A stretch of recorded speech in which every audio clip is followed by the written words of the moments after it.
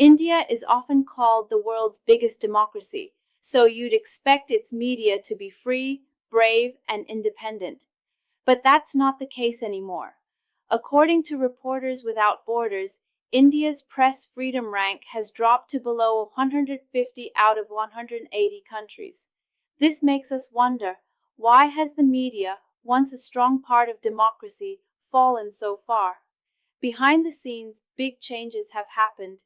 The media used to have many independent voices, but now a few big companies own most TV channels, newspapers, and online sites. These companies are often close to political leaders, and this has mixed up news with their own interests.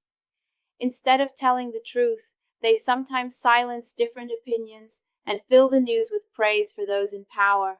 Being a journalist in India is now risky. Those who question the government or report on tough issues can face serious charges like sedition or terrorism.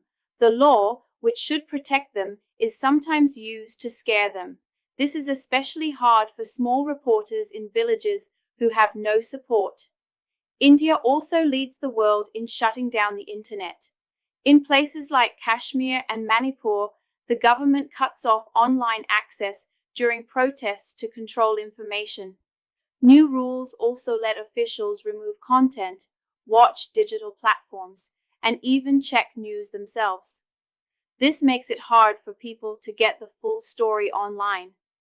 Journalists face even bigger dangers. They get threatened, attacked, and sometimes killed.